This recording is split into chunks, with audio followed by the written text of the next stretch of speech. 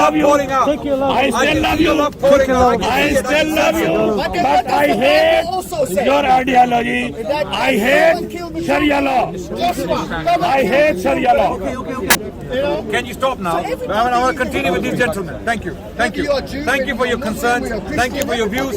Thank you very much. Can I continue with these gentlemen? Please. Right. So we were talking about the notion of freedom to mock.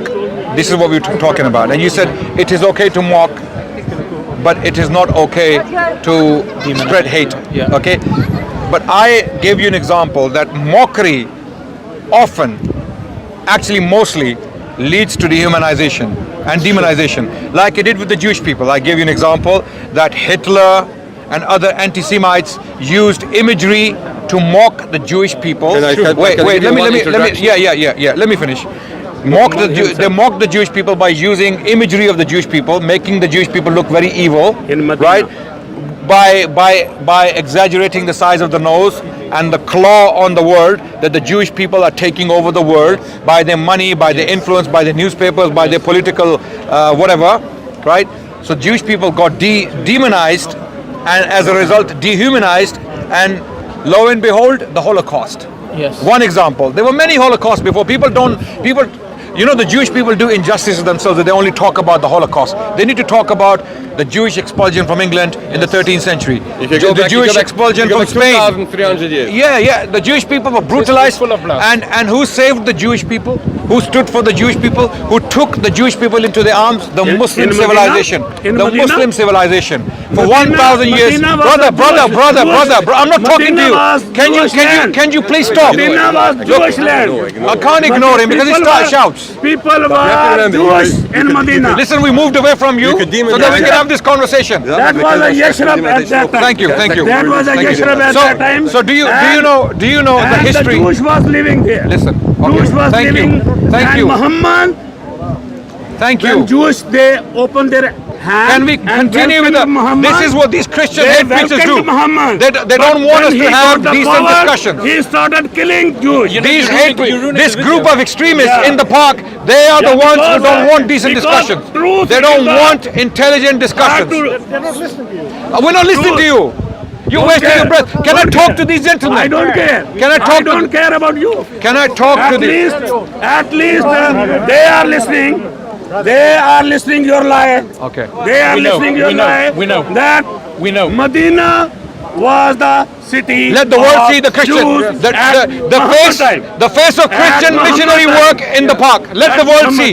Let the world see. This is the face of Christian missionary. When he got the power, he killed Jews. You can't generalize them. No, these are the sort of people who killed the Jewish people for 1,000 years. These are the sort of people. These extremists. They are the ones who brutalized the Jewish people.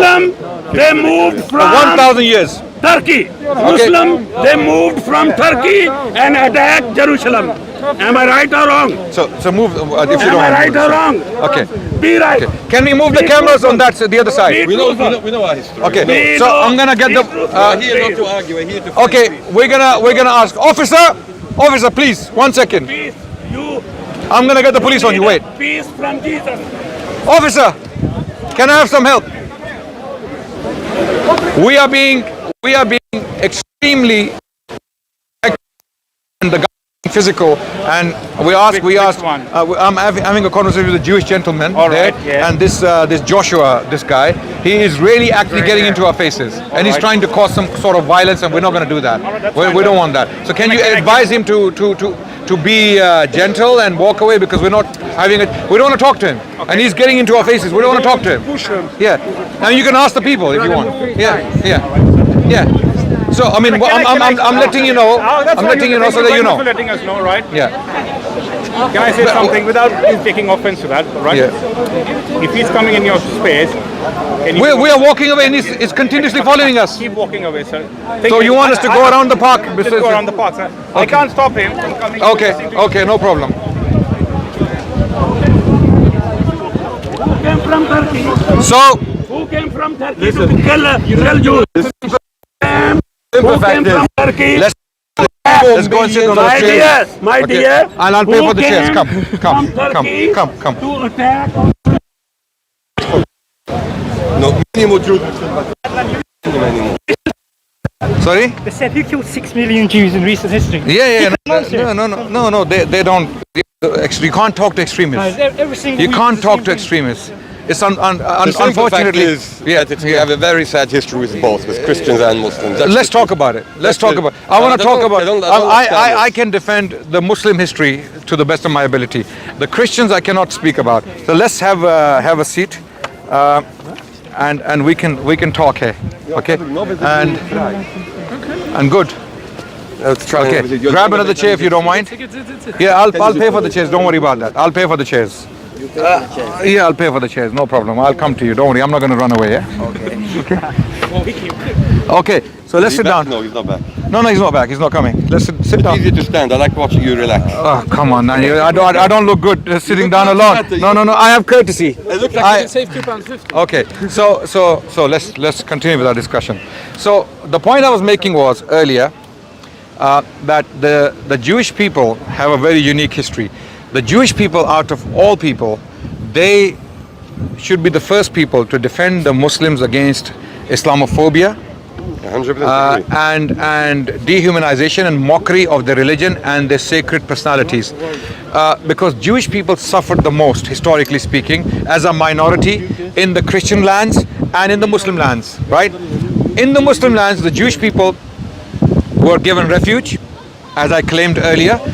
You seem to have a view that the Jewish people suffered as much as they suffered with the Christians. No way, Okay, never, you're not saying that. You're not saying that. Never, no. So what's your view on? Let's go back first Yeah, of all. yeah. Back to the first stage. I think we'll all agree. Yeah. We condemn Islamophobia in every shape or form. Okay. And that's unnegotiable. That means no human beings should be dehumanized. Right. That's on the perpetrator. Now, as part of the victim, I think where we would disagree is I believe that the best tool to fight dehumanization is to ignore and not to engage, and not to defend. But then if you ignore, you get the Holocaust. How do you ignore someone like Hitler? When the governments are, for example, defending mockery of a particular people, be it religion or an ethnicity, when the governments are funding and backing and supporting dehumanization through mockery of a religion and a people, how do you ignore it? And how do you ignore the consequences? Because the Jewish people in Germany, in particular, if not other lands, they were dehumanized through mockery, because Hitler and his entourage used specific language and imagery against the Jewish people to destroy the Jewish people of Germany, right? 100%. And he was able to do it because he was ignored. He was ignored not only possibly by the I'm sure Jewish people didn't ignore him because they were the victims, right? But the world at large, the Western world in particular, ignored until the Holocaust had already taken place. I would agree. I agree with you on that. So we don't want to. I'm talking about the lone wolf that dehumanizes. If I walk on the street, and you'd have people scream, Hitler Jew, was not a lone Jew wolf. or Heil Hitler. Hitler then, was. Then what I would. I'm not talking about Hitler. I'm talking about the lone person in the park, the lone person on the street. If I go up and confront him, I don't know what tomorrow he's going to come with his friends and meet me again in an alley. So what I would do is I would walk across the street Let's not talk about individuals. Let's ignore the individuals, because individuals don't usually cause social impacts unless those individuals are leaders of countries, right? But individuals, Tom, Dicks and Harrys walking on the street with mockery on the t-shirt or something like that, they can be ignored. I agree, right? They shouldn't be engaged with. And they should be ignored. Yeah, 100%.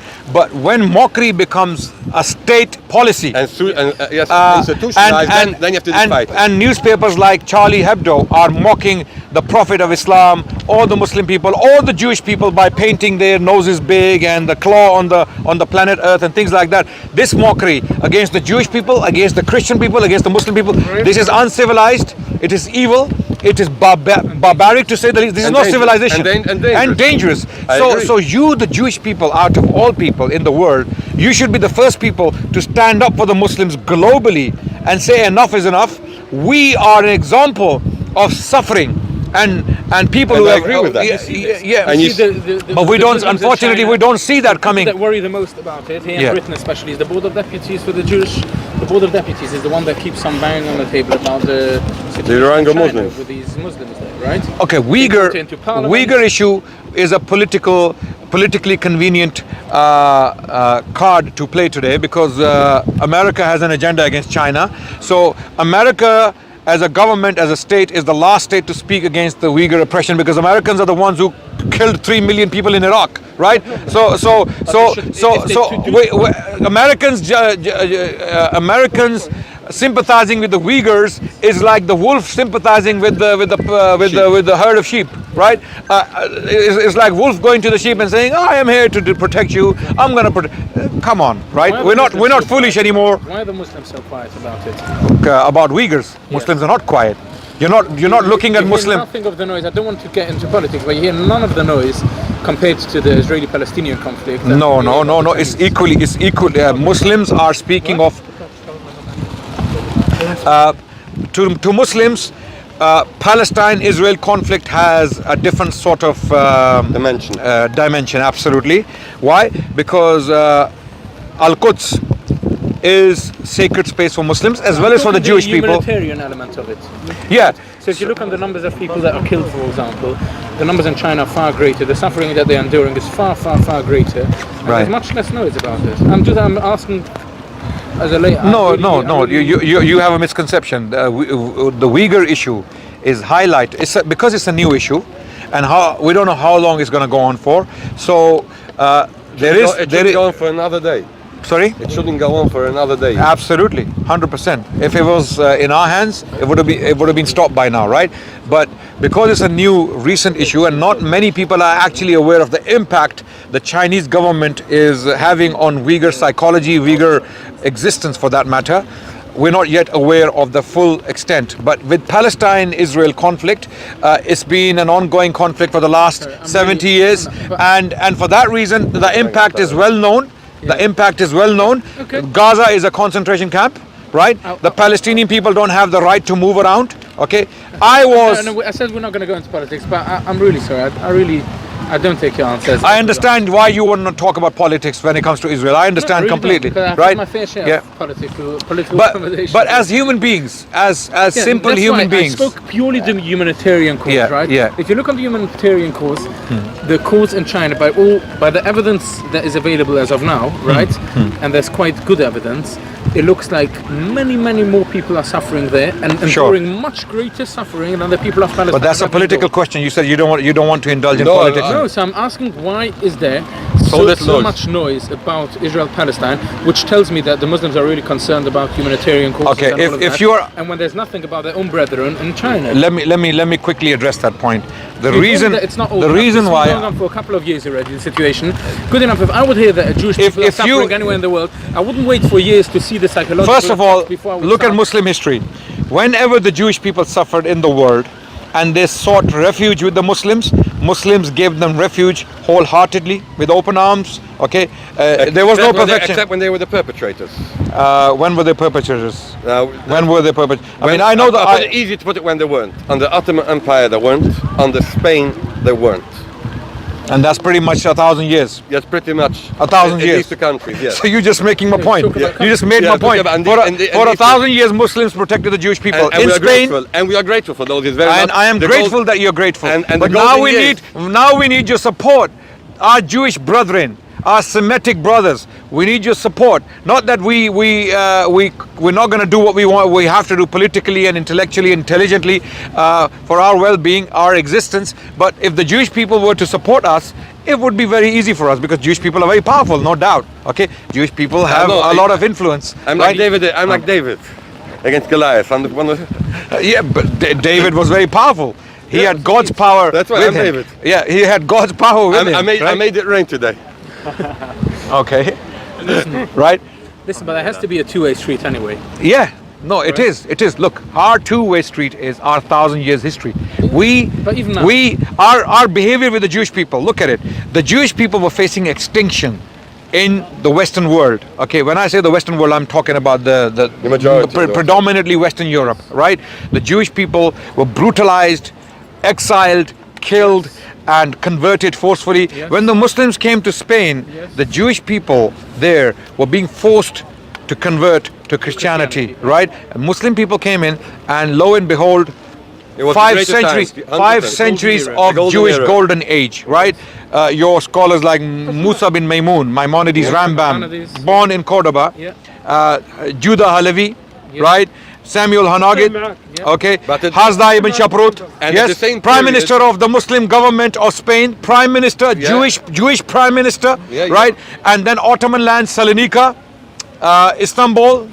When I say Istanbul, I mean Constantinople, Galata, the neighborhood, the Jewish courts in Jerusalem, where the Jewish people had their own Beth-Dins, they could do and they could do their own cases. And I don't want to lessen the greatness and the gratitude we have for those years in those countries, but at the same time, let's not forget what you had happened at the same era in Yemen, in Morocco. At the same time, you had, it depended on which type of you could call it, Muslim domination you had.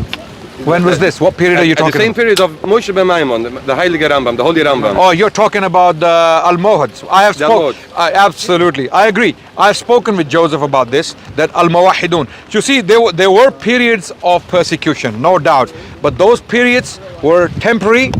They were very limited in the scope, and they were regional. They were not To me, widespread. it's far more important to focus on the times we had good times together Absolutely. than to focus on what divides us. 1,000 years. If we want to go what divides us, we could go back to the conception of If we look at a tree and we see the fruit on the tree, right?